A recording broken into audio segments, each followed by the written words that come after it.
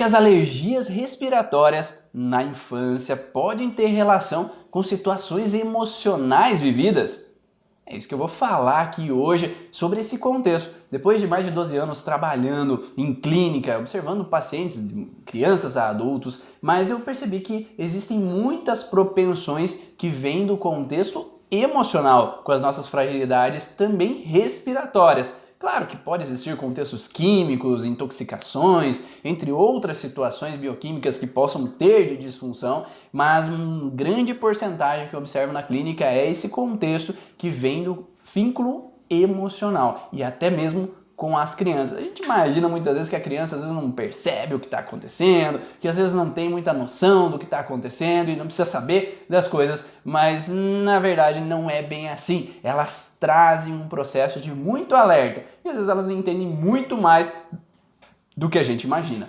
Então hoje eu vou falar sobre o Top 5, as 5 principais patologias relacionadas à parte respiratória que possam aparecer nos teus clientes, nas tuas crianças aí que vêm dentro do consultório. Até para você auxiliar então aos pais que estão vindo para que possa ajudá-los a sair desse processo, desse sintoma nessa criança. Ou para os pais aí que estão assistindo, para entender um pouquinho mais qual pode ser a relação também emocional, de vincular assim, por acaso ele teve rinite, por acaso ele teve gripe, por acaso ele teve uma alteração de faringite. E não necessariamente é por acaso. Vocês vão observar com os exemplos que eu vou dar aqui hoje, que existem às vezes fatores pré-acontecidos ali em algum momento que possam às vezes disparar essa fragilidade. Para quem não me conhece, eu sou o Ivan Bonaldo, eu trabalho com a microfisioterapias, leis biológicas e ministro o curso Origens Profissional e Avançado, onde eu falo sobre cada um dos sintomas físicos do corpo e o contexto às vezes, que vem do transgeracional, que estabelece algumas fragilidades e propensões a alguns sintomas especificamente para nós. Quando nós estudamos as leis biológicas, nós trazemos informações principais do Dr. Hammer, que ele observou que existem alguns padrões conflitivos específicos que depende da percepção com que a pessoa vive, como ela vivencia aquela situação, como ela lida com aquela situação, ele vai desencadear propensões a sintomas específicos. Então as pessoas não têm qualquer sintoma por acaso, elas às vezes têm uma rinite, ou têm uma amidalite, ou têm às vezes uma bronquite, pela percepção que ela tem do evento que ocorreu. E isso vem muito da evolução das espécies. Quando os animais utilizavam esses tecidos específicos, eles traziam cada tecido uma função específica. Então o nariz tem uma função, o pulmão tem uma função, o intestino tem uma função, o estômago tem uma função. E através dessa função é que a gente vai analisar o contexto também simbólico da palavra, de como essa função pode estar relacionado com os sintomas que a pessoa pode apresentar posteriormente. Então vamos começar, chega de larulé, vamos falar aqui do primeiro do Top 5. A primeira alteração e fragilidade que é encontrada em muitas crianças é o contexto então da rinite. Então a rinite é um processo inflamatório das vias nasais, onde há uma fragilidade na fase ativa de estresse, de uma necrose daquele tecido, mas o sintoma não vem na fase de estresse da situação, mas sim quando eu relaxo, quando eu saio daquele estresse. Então por isso que é importante avaliar aquela criança com relação a vários fatores antes de chegar nessa conclusão do contexto biológico. Mas vamos passar um pouquinho, pular um pouquinho aqui para você, para tentar às vezes relacionar com os teus casos, nos teus pacientes. Nesse sentido, a gente vai observar sempre que a pessoa está com o nariz trancado, sempre quando ela está com coriza, é quando ela saiu do processo. Então não quando ela está em fase ativa de estresse. Porque imagina no mundo animal, tem um esquilo ali e ele tem uma raposa por perto. Se ele trancar o nariz na fase que a raposa está ali, tchau, né? Porque a raposa vai comer ele não vai sentir o cheiro da raposa antes que a raposa chegue. Então na fase que eu liguei o alerta, que tem algo aqui, eu estou farejando aquele perigo, eu começo a sentir o cheiro da raposa, então eu ligo o alerta, eu fico com o olho alerta. Não sei se já viram vídeos onde o esquilo ele fica de pé para olhar num campo maior de visão, para ele estabelecer, ligar as anteninhas e antecipar o perigo antes que ele chegue. Então o nariz tem muito uma sensação de cheiro. Então, um cheiro ruim, um cheiro às vezes de algo incômodo que está em algum ambiente, então eu não posso ter uma fragilidade, não suporto esse odor, esse cheiro aqui desse lugar, ou essa casa está muito fedida, eu não suporto ficar aqui. Então esse cheiro ruim que me incomoda, ele entra numa fragilidade com relação às vias aéreas ou uma sensação de algo não me cheira bem. Então tem um perigo eminente, então vem sempre um medo frontal, então um perigo eminente que tem algo me rondando, que acaba estabelecendo um contexto simbólico de algo não me cheira bem. Então não é algo real de cheiro fedido, algo ruim que está ali farejando, mas um sentido de que algo ruim, um perigo, eu pressinto um problema nas minhas redondezas. Então essa relação de pressentir um perigo para uma criança não é muito difícil, né? Porque uma criança, ela é desprotegida, ela não consegue se proteger das situações, ela não tem força, ela é pequena perante aos adultos que estão à sua volta.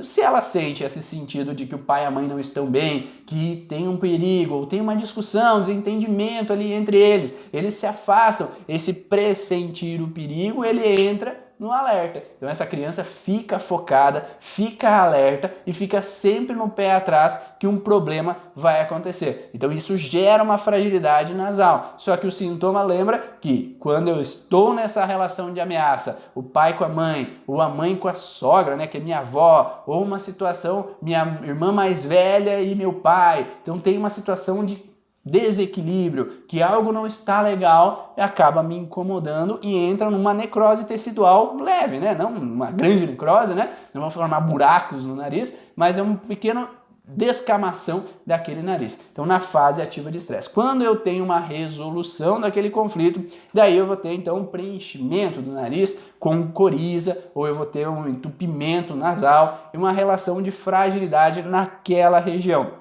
Então o sintoma vem quando eu relaxo, quando meu pai e minha irmã estão bem, quando minha mãe e meu pai agora estão tranquilos. Então essa fragilidade, ela aparece quando eu, passou o problema. Agora imagine uma criança começar a ir para a aula e ela não sabe quem é a professora, ela não conhece, desconhece os amigos, então ela cria essa percepção de que aquele ambiente é um ambiente perigoso, porque eu não sei quem é. E ainda mais se o pai e a mãe largam ela na escola, fica aí, a professora é gente boa, pode ficar. Mas ela não entende, ela não conhece, ela está desprotegida naquele momento. Ainda mais se tem crianças chorando a todo momento ao seu redor. Então ela fica alguma coisa não me cheira bem. Se alguém está chorando é porque alguma coisa de errada está acontecendo. Às vezes um empurra o outro, ou tem uma criança que morde aquela criança. Então essa sensação de incômodo, ela permanece numa sensação de algo não me cheira bem. Um problema está acontecendo aqui. Então essa maneira simbólica da criança observar a sensação de algo não cheira bem, entra numa fragilidade nasal e ela pode então, quando relaxar, passou as primeiras 2, 3 semanas de aula, agora já se acostumou com a professora, agora já está mais tranquilo na escola,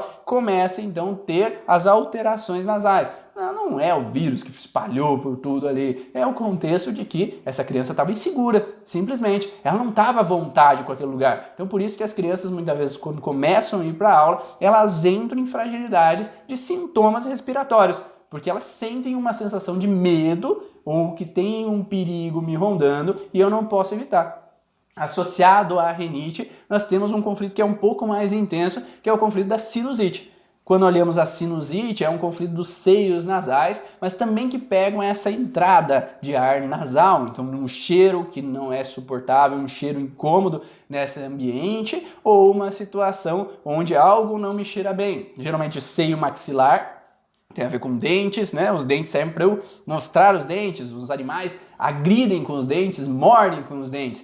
Se eu me sinto, então, que algo não me cheira bem, onde eu não posso mostrar os dentes, confrontar, me proíbem de confrontar aquela outra criança que toma os brinquedos de mim no colégio, aquela outra criança que me empurra, me incomoda, ou fica me criticando, ou me afastando das brincadeiras, eu posso ter uma sensação de algo que não me cheira bem, não poder mostrar os dentes, ou confrontar, ou morder simplesmente, porque não sei se vocês já viram, mas muitas crianças mordem realmente para estabelecer o território delas. Ou uma situação de seio frontal, onde tem uma sinusite com dores de cabeça e entra numa sensação, por exemplo, de algo não me cheira bem, de não conseguir provar que eu sou intelectualmente capaz. Então esse contexto de intelectual geralmente vem com uma criança um pouco mais velha, no sentido às vezes de uma apresentação de trabalho no colégio, onde que tiraram sarro de mim, ou eu errei, tirei uma nota baixa naquele momento. Então essa desvalorização nesse sentido intelectual entra então numa fragilidade com relação a essa criança especificamente,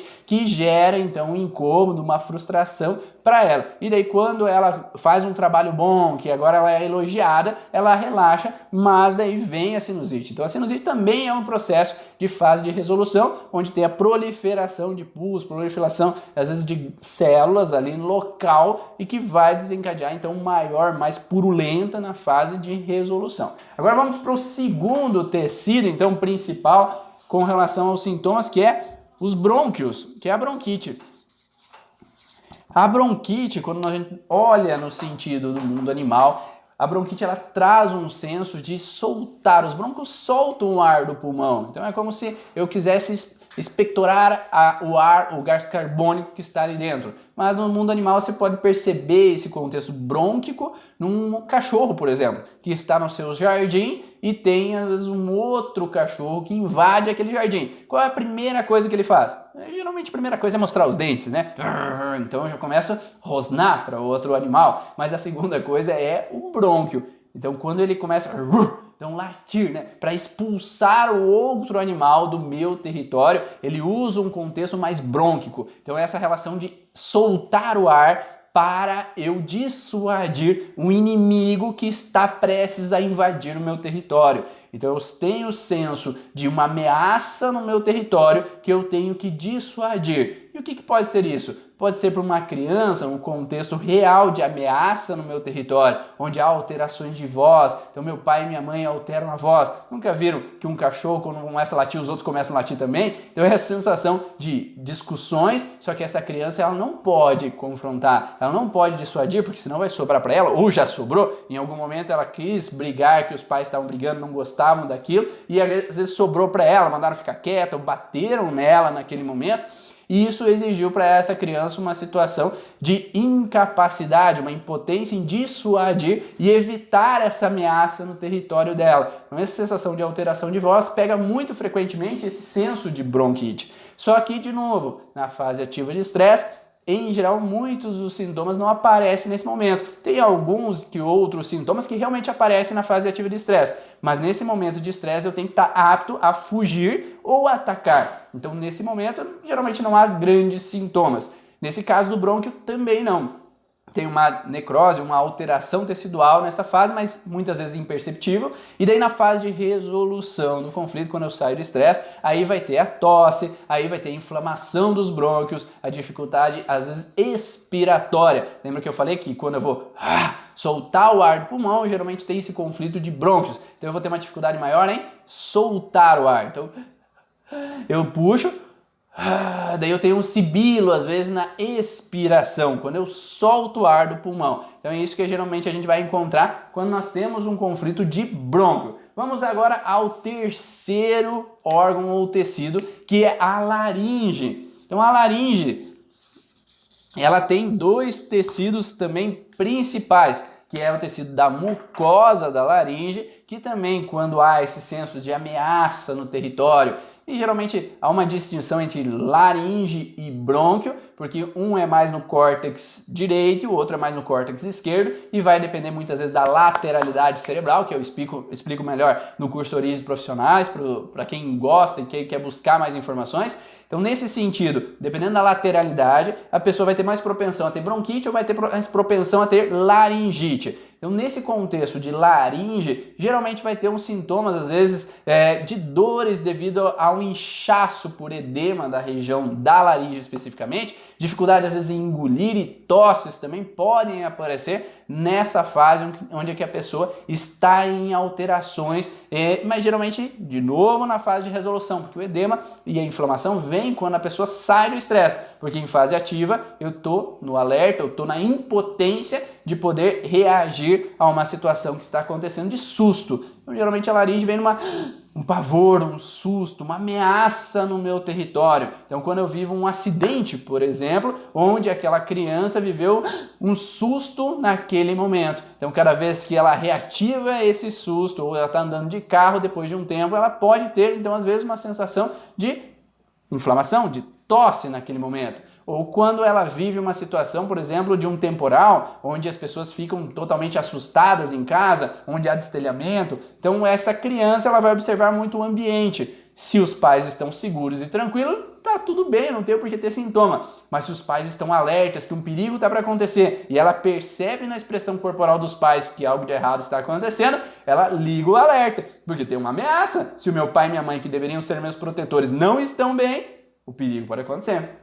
Ou vamos dizer que eu tive um paciente uma certa vez que ele tinha essa relação de alteração, não necessariamente com uma laringite, mas que pegava a musculatura, que é o segundo tecido da laringe. A musculatura da laringe é o que faz então a contração muscular naquela região da laringe, mas que quando eu tenho uma fase de resolução, eu posso ter espasmos da laringe que vão provocar então crises de falta de ar, de asma, de obstrução da laringe. E essa contração da musculatura com espasmo de espiné vai ter uma dificuldade em puxar o ar. Lembra no brônquio? Antes era soltar o ar, agora é uma dificuldade em puxar o ar por essa musculatura laríngea estar em espasmo, geralmente na crise epileptoide da fase de resolução. Então essa laringe é um senso de ameaça, numa impotência, de um susto grande, de um grande perigo me rondando. E essa pessoa especificamente que veio com asma, ela trouxe a informação de que quando ela vai no meio de azevém, que é um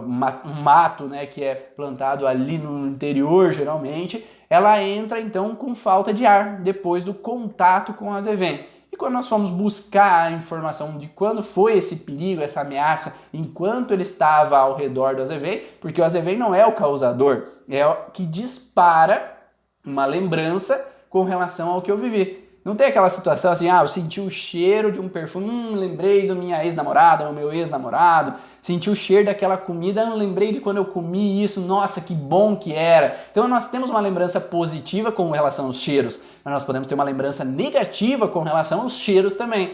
Então, nesse caso específico, essa pessoa, ela aprontou, né? Fez alguma bagunça e o pai ficou brabo demais com ele e saiu correndo atrás dele e ele estava fugindo em meio ao azevém quando o pai pegou ele e apanhou imensamente, então que teve um grande perigo e ele sentiu um grande medo com relação ao ataque daquele pai com uma fúria enorme. Então essa sensação de perigo com relação nesse momento enquanto estava no azevém fez com que ele, cada vez que ele chegasse perto do azevém, o cérebro reativasse a lembrança daquele acontecimento e desencadeasse uma falta de ar, uma asma para ele, porque o cérebro entendia que o perigo está para acontecer. Ufa, não aconteceu, meu pai não está aqui, então eu não estou mais nesse perigo, mas o cérebro liga sempre esse alerta que vai disparar então esse incômodo, essa alteração com relação à musculatura laríngea. Tem vários outros casos que a gente pode falar, como por exemplo,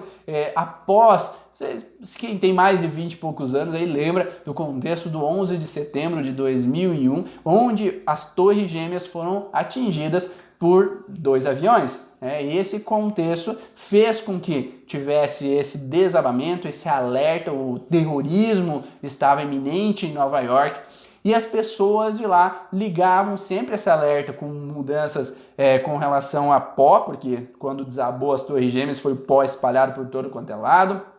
Na televisão falava o tempo inteiro com relação a atentado, perigo, guerra, então temos que estar alertas, alerta. Então esse perigo sempre iminente e fazia com que às vezes até o barulho das sirenes reativasse esse alerta, porque lá naquele momento, quando desabou tudo, sirene tinha para tudo quanto é lado. Então esse barulho, esse perigo iminente fazia com que eles ligaram um alerta intenso naquele momento de 11 de setembro. Agora, quando já passou o processo, né, digamos um tempo depois, foi feito um estudo que aumentou drasticamente o número de asmáticos lá em Nova York. Por que será que de repente aumentou os asmáticos ali? Porque esse senso de armado tem que estar alerta, porque estamos em guerra, então faz com que eu crie uma sensação de pavor, de ameaça que pode acontecer de novo a cada barulho de uma sirene, a cada alerta na televisão, e faz com que essa região da laringe ela fique na musculatura nessa relação de propensão a um perigo de novo. E quando não acontece eu relaxo,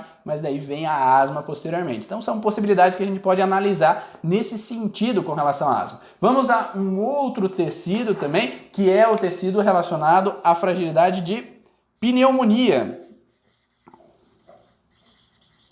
A pneumonia, ela pode ter dois tipos de pneumonia, então segundo as leis biológicas. A primeira, vamos associar ao contexto dos brônquios. Os brônquios, nós falamos antes que é um contexto de não ser capaz de dissuadir. É uma sensação que tem uma ameaça e eu não posso dissuadir, mas ele tem um plus a mais nesse contexto da pneumonia. Esse plus a mais é o contexto, para quem já estuda as leis biológicas, é o contexto associado aos canais coletores do rim.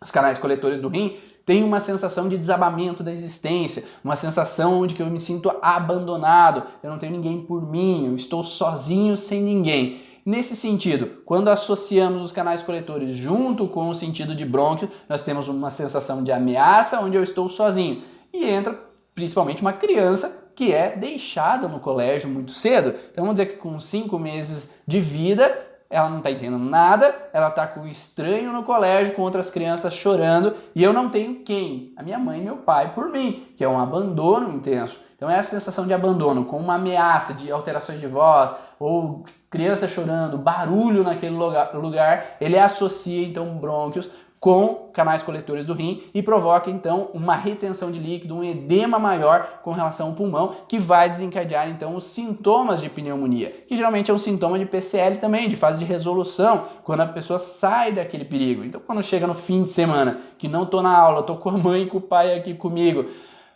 eu relaxo, mas aí pode ter então essa pneumonia purulenta, pode ter essa infecção pulmonar que pode aparecer ali na fase de resolução, onde vão aparecer também secreções, podendo haver então também suores noturnos, tosse para essa criança nessa fase de resolução. Então é uma das possibilidades. A outra possibilidade é um contexto relacionado à parte então de alvéolos pulmonares.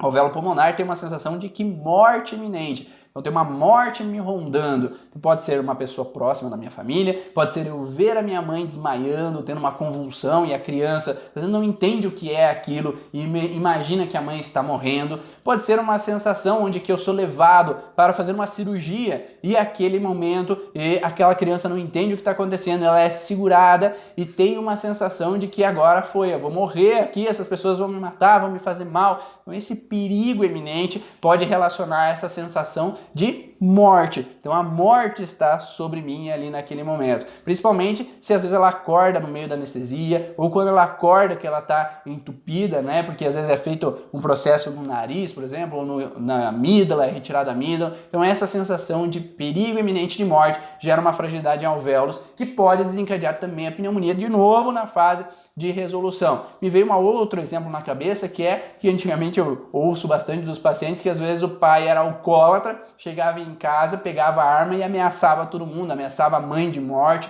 Então esse perigo iminente de morte pode trazer então essa fragilidade em alvéolos pulmonares também, que entra também na possibilidade de alteração. Vamos ao 5, né?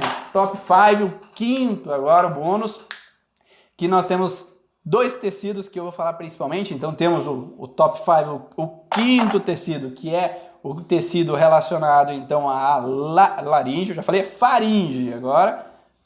Então a faringe e o bônus aqui, que é a amígdala. Então esses 2 tecidos têm um processo bem parecido no contexto de conflito, pela proximidade onde eles se encontram. Então a faringe vai geralmente desencadear então alterações também com relação à tosse, com relação a incômodos na região da garganta e a amígdala, as fragilidades, então como dor na amígdala, aquele inchaço, o edema, a inflamação na amígdala. Esse contexto nós vamos olhar de dois sentidos principais também, que é um contexto de pegar o alimento ou cuspir o alimento. Para que serve então a garganta? Para eu comer, né? Para eu engolir um alimento. Então, basicamente, no sentido real da palavra, a gente vai engolir algo que é bom para mim. Então, eu quero aquele doce, mãe. Eu quero aquele sorvete, mãe. Mas a mãe não me dá. Claro que depende da intensidade que isso é para aquela criança, porque às vezes eu vejo todo mundo comendo e eu não posso porque eu tenho intolerância à lactose. Eu não posso comer sorvete, mas todo mundo tá, eu fico com água na boca, eu quero, mas eu não posso. Daí vão falar que atacou as bichas naquela criança, mas é esse sentido de almejar algo, eu quero tornar aquilo meu, mas eu sou proibido, ou eu não posso ter aquilo para mim. Ou cuspir, que é uma sensação de às vezes eu coloco algo que me é ruim, não é agradável, pode ser um remédio, pode ser um alimento estragado, pode ser um alimento que eu detesto, que eu não gosto, mas eu sou forçado a engolir aquele alimento, eu não quero, eu queria cuspir, mas eu não posso, eu sou impossibilitado de fazer isso. Então essa relação de ter que engolir um bocado, um alimento que é desagradável, pode gerar uma fragilidade. Claro que pequena fragilidade, se a situação é pequena, mas se a situação é maior, pode desencadear uma grande fragilidade. Então, simbolicamente, nós colocamos também o sentido de pegar ou cuspir algo. Pode ser o pegar, eu quero pegar minha mãe e trazê-la de volta para mim. Lembrando que o seio, o leite da mãe é o contexto de pegar um bocado também. Se é um bebê, ele é amamentado pela mãe e de repente a mãe abruptamente corta porque ela tem que trabalhar, porque ela tem que viajar, porque ela tem que isso ou aquilo, aquela criança não está entendendo por que a mãe não está aqui para me dar o leite. Então ela não pode pegar esse bocado. E isso pode desencadear então uma fragilidade quando ela está em fase de estresse. Geralmente não tem o sintoma, mas quando ela sai do estresse é como se pudesse ter uma inflamação nessa região de faringe ou na região de amígdala nesse sentido de pegar o bocado. Ou eu posso cuspir, por exemplo, na escola, quando eu tenho uma pessoa que está me incomodando, que faz bullying comigo e aquela criança, ela não pode expressar, ela tem medo de falar para a professora, tem medo de falar para os pais o que está acontecendo, então ela não pode confrontar, ela não pode falar, expressar, cuspir aquela informação que está sendo incômoda para ela e ela aceita aquela situação de uma forma, às vezes, de sofrer calada, digamos assim.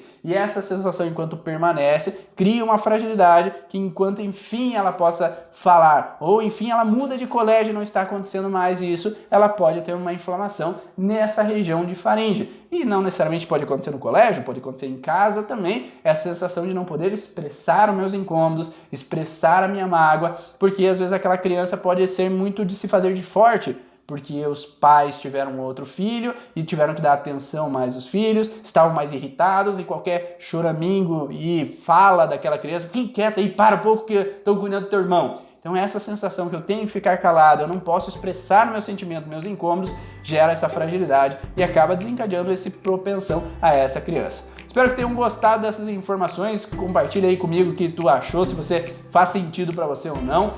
Essas informações que eu passei, esse top 5 de alterações com relação a esses sintomas na criança nesse período então de infância com relação à parte respiratória. Se você quer ouvir mais informações, ter mais conteúdos com relação às leis biológicas, acesse o meu canal do YouTube Ivan Bonaldo e vai lá, clica no sininho que eu posso então avisar você cada vez que tem um vídeo novo no ar. Um grande abraço e te vejo no próximo vídeo.